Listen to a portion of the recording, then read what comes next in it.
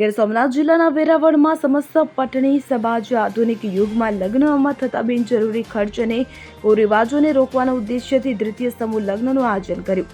આ સમારોહમાં 15 યુગલોએ નિકાહ અદા કર્યા હતા અને સમાજના આગેવાનોના મતે લગ્નમાં થતા વધુ પડતા ખર્ચથી લોકો આર્થિક અને સામાજિક રીતે મુશ્કેલીમાં મુકાય છે. આ નાણાં બાળકોના શિક્ષણ અને જીવન સુધારવા પાછળ વાપરી શકાય છે.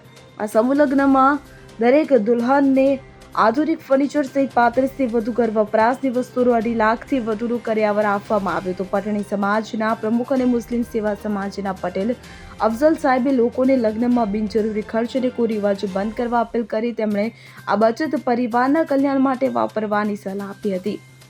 આ કાર્યક્રમમાં સોમનાથના ધારાસભ્ય વિમલભાઈ ચુડાસમા, જયકરભાઈ ચોટાઈ, અશોકભાઈ ગદા સહિત અનેક આગેવાનો ઉપસ્થિત રહ્યા હતા.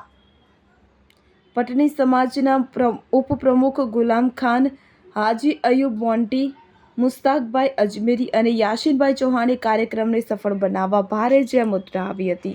હવે જુઓ દેશ દુનિયાની તમામ ખબરો તમારી આંગળીના ટેરવે. ઉઠાવો મોબાઈલ અને ગૂગલ પ્લે સ્ટોર પરથી ડાઉનલોડ કરો અમારી CN24 ન્યૂઝ મોબાઈલ એપ.